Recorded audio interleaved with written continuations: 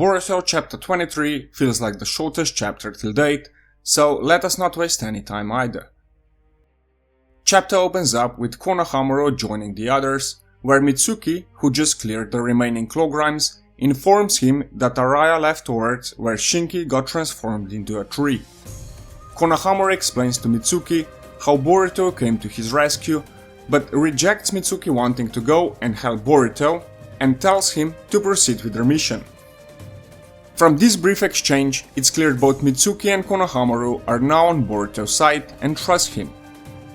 The chapter switches to Boruto's confrontation with Jura.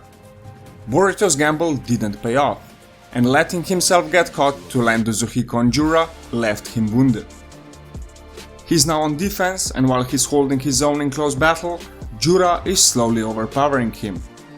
Though, despite Jura holding an edge, Boruto manages to cut off his leg, showing that he isn't unbeatable. And while Jura's durability is truly impressive, he doesn't seem to possess great innate regeneration abilities, and might have to rely on trees root like other Shinju to achieve that. While the battle drags on, Boruto starts falling behind, until he's lying on the floor almost defeated.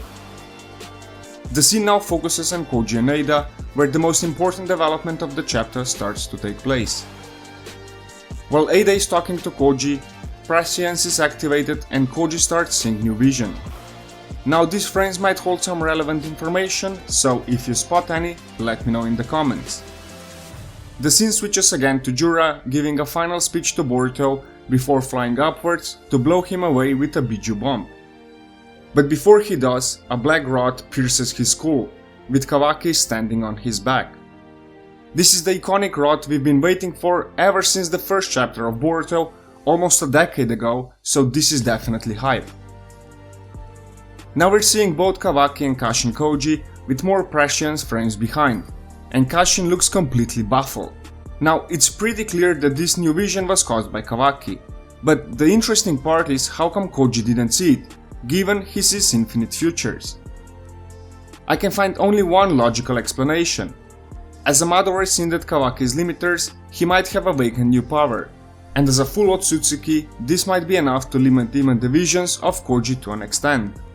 This surely isn't an unexpected or ordinary development, nor the function of prescience going by Koji's facial expression, so greater powers must be at play.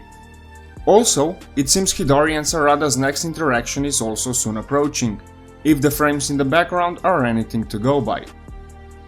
Now, while Koji ponders on how this came to be, and deducts it had to be tied to Boruto's conversation with Kawaki, the chapter puts focus back on the confrontation with Jura. Delta also joined Kawaki and is now with the rest of the team, and I do wonder how they arrived so fast. I doubt they used a space-time ninjutsu, as Delta doesn't possess any that we know of, and Kawaki doesn't have a great control over his, as far as we know. But them arriving by foot, or rather Delta Airways, is also strange given Koji's vision, as I assume his vision got updated the second Kawaki's limiters were removed.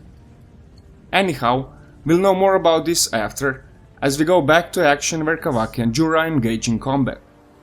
Kawaki is performing very well, and Jura too comments on his exponentially greater power. Now Kawaki turns to Boruto and tells him not to let karma consume him, where we see Boruto grabbing his arm, seemingly trying to suppress it.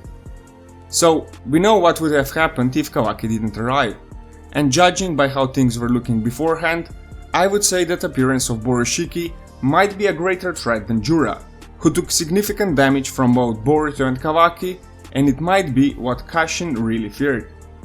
Anyway, to see more on how all of this developed and what threat Jura or Momoshiki truly are at this point, we'll have to wait, as the chapter ends here. The chapter felt very short, but it was very action-packed with a few very interesting developments.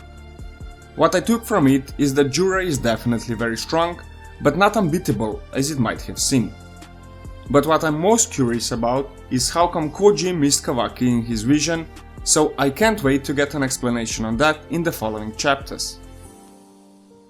Now, that's all for now, and I'll see you in the next one.